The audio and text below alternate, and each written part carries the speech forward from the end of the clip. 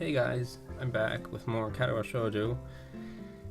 In the last episode, we finally got to the school, and we talked to a few people and these two girls as well.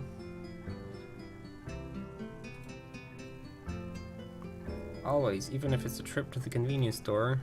Really, Shichan? Haha. Learn about where you're going. I guess I didn't bother to do that, or just didn't care enough to do so. I didn't look forward to this, even if I committed myself to go along with it, half-assedly, but anyway.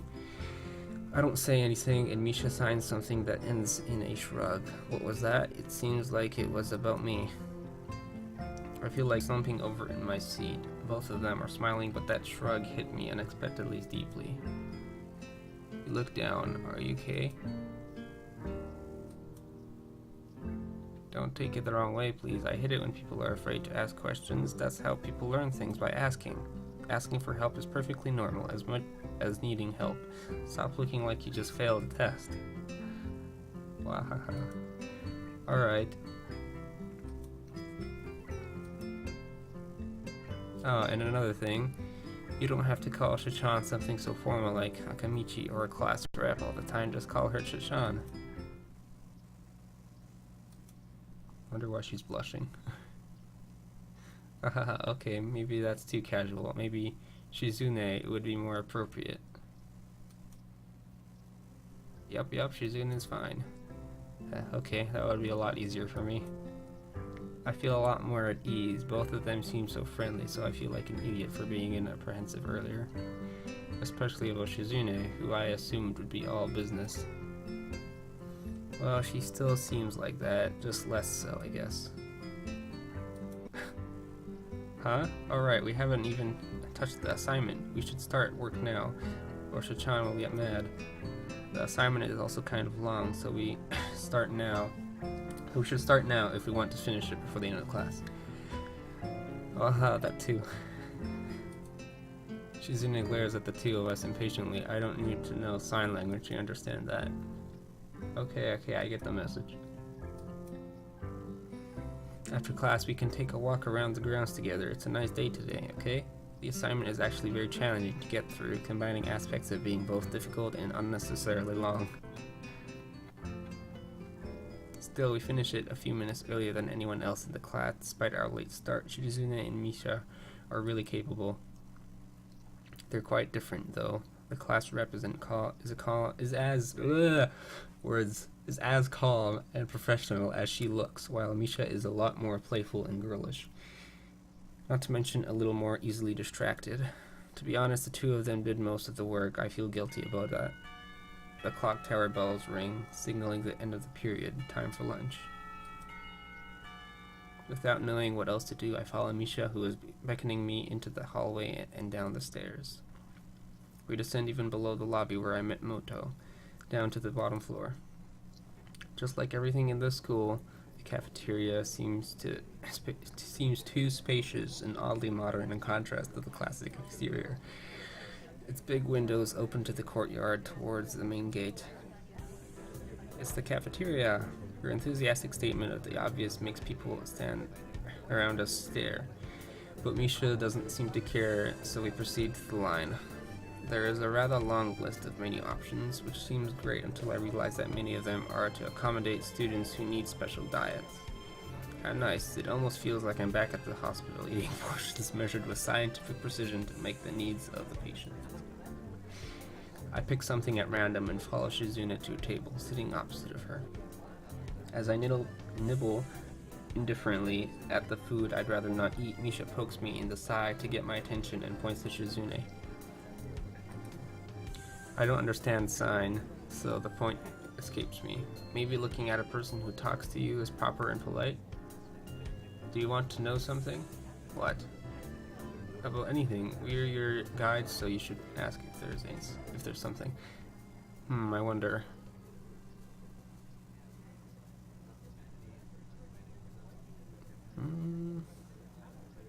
I'd like to ask about both of these.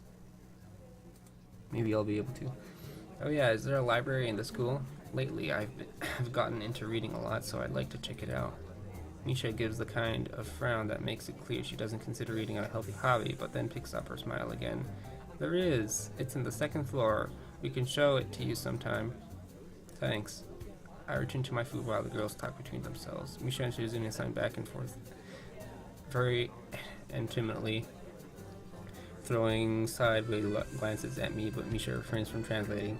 Maybe they are talking about secret girl stuff or something. I quickly notice a conversation in sign is not enough to fill a silence. Oh, I couldn't ask that. Oh. I didn't want to ask it because I thought it would seem awkward, but we arrive in the classroom early, but we're not the first. Oh, the dark-haired girl I noticed before is slumped over her desk at the last row. She jumps a little when Misha crashes into the room with the elegance of a rhino. She shrinks deeper into her seat. I can feel her tension all the way from here, as if she were slowly turning into stone just from our presence. Misha and Shizune either don't notice or don't mind it as they walk directly past her to their seats and begin to converse. I'm left wondering about her, even when the classroom slowly fills with other students and finally the teacher. Getting into the rhythm of school feels strange. It's as if my brain remembers how this is done, but my body doesn't. Towards the end of the class, I start yawning and counting the minutes left. I shouldn't be this tired on my first day of school. Maybe it's the long time spent in the hospital that made me like this. I'm even feeling physically weak and lifeless. Before long, the final bell rings. School is finally over for the day. Beside me, Misha and Shizune are having a short conversation. After a bit of deliberation, Misha turns to me. Unfortunately, we can't stay and show you around today, Hichan. We've got to hurry already since there's a lot of work for us to do. You'll find your way around here, I'm sure of it. Ah, wait, the teacher said I have to see the nurse. Where do I have to go? Is that so? We can at least show you that much. Come on, the nurses have their own building, so we have to go outside. We join the flow of students making their way down the stairwell and outside, with the girls pointing out other senior classrooms in the same hallway as ours. When we get outside, the girls make their way to the smaller building right next to the school. It's built in the same style, so it looks like it's actually a part of the main building. This is the auxiliary building here. There's a lot of official and important stuff inside, like the Yamaku Foundation office and all the nurses' office. They even have a swimming pool. How is that official? Don't be silly, Hichan. It's for physical therapy, of course. Anyway, all the nursing staff facilities are in there too. The head nurse's office is on the first floor. You'll be fine from here, right? You'll be going then. See you tomorrow. Yeah, thanks, bye. A whole building for stuff that has nothing to do with the actual education. I guess it's necessary for a place like this. I walk in, hoping that this really will be only a quick visit like the teacher said. On a white door on the left, it's a green cross with the text, not next, head nurse and a nameplate. A voice from the inside responds to my knock almost immediately, but I can't quite make it out. It sounded a bit like an invitation to open the door, so I invite myself further in. The room is not large, and it smells strange. A friendly-looking man turns around on his office chair to face me as I enter. His desk is neat and tidy, but the bin under the table is overflowing with used medical utensils, and there are at least a dozen coffee cup rings lingering on the desk. My reading is atrocious right now. Hello there, what can I do for you today? He is young-looking and sort of rugged, but the dimples in his cheeks wash that impression away when he smiles. Are you the nurse? He smiles like a person who has heard this very same question hundreds of times. Why, yes, I am. It says so on the door, no? You can call me by my name or just the nurse, like everyone else. Of course, I shake off my confusion, realizing I probably should grab his extended hand. His handshake is rather firm and friendly. Right, I'm a new student and my homeroom teacher told me to come and meet you. My name is Hisao Nakai. His eyes light up with revelation and he snaps his fingers. Oh, you're that Nakai. I was just reading your file in the morning. some kind of chronic arrhythmia and related congenital heart muscle deficiency, right? He gestures me to sit down in a vacant armchair in front of his desk. Yes. Good. Well, you've probably been briefed about the school enough, so I'll just go over this quickly. We have all kinds of facilities available, mostly physical therapy and such. There's always someone from my staff around, even at night, so never hesitate to call us if there is a problem. The famous 24-hour nursing staff. Wow, this is like a hospital. Well, not exactly. For instance, we don't do brain surgery here. His joke feels so out of place that I'm left thinking why he even said it. Yeah, just that it's really weird to have so many medical people at a school. You'll get used to it. I am not so sure of that myself, but I don't let the nurse know it. Now, let me just find your file again. While he searches for something from his computer, shuffles stacks of papers around, I let my gaze wander around the room. It's the epitome of generic, I'd like to say. Beige walls and ceiling, dark gray laminate flooring, and all the equipment you'd expect from a school nurse's office. Even the ridiculous educational posters are hanging on all four walls, reminding me to eat properly 3 times a day and from all the from all the food groups. Smiling, the nurse draws a thick file from a stack of similarly thick files and opens it. So you already have medication for the arrhythmia. Just remember to take your pills every morning and evening, or it won't be much help. Apart from that, do you do any sports? Rash stuff like, I don't know, boxing? He grins to his own joke, but I don't. Oh well, I played soccer occasionally with some classmates.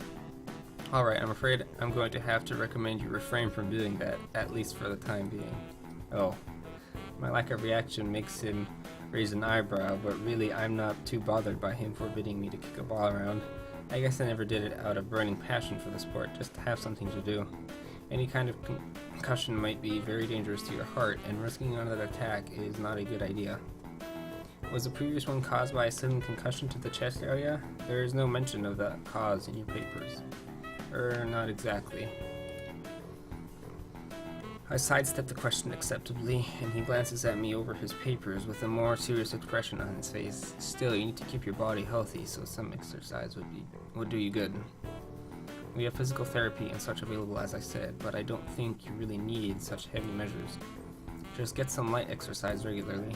Brisk walks or even light jogging, jumping rope, that sort of thing. Swimming maybe? There's a pool here, so I was told. You were? Very good. At any rate, I'm sure you've been told this before, you just need to take care not to overexert yourself. He wags his finger to emphasize the point. No need really. I've heard this 1,000 times already. Absolutely no unnecessary risks. Take care of yourself. Okay. He goes over my papers one more time and sets them on the desk, obviously content. Good. That's it then. Come meet me if you ever need something. I'm ushered about...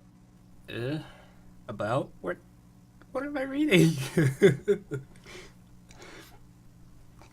Out before I even realize it. A quick visit indeed. I end up standing in front of the main building and the auxiliary building, although to my eyes they still look one and the same. It's the first real look I get at other students, so I watch people coming out of the school, going towards the gate or the dorms. Everyone seems to know where they are going, and I still keep thinking that most of them don't look too special for being students at a special school. Then again, neither do I. Does that make me one of them? One of us? I should go somewhere too to prevent me from getting lost. It's around dinner time, but I feel tired instead of hungry. The wariness in me only grows as I trudge towards the dorms. It is a little way apart from the main building complex. There's a garden of sorts between the school and the dorms, shrubbery, flowers, and that overwhelming... What? Maybe I have something wrong with me. That overbearing smell of fresh cut grass that fills the atmosphere. It dawns on my tired mind that the smell feels novel, not move. Because I haven't been outside at all for so long. Jeez. The dorm building is big and made of red brick. Like the others, it feels way too pompous for what it is, and so I push forward, going inside. Alright, 15 minutes, lots of failing and reading. That'll be it for this episode, and I'll see you guys next time.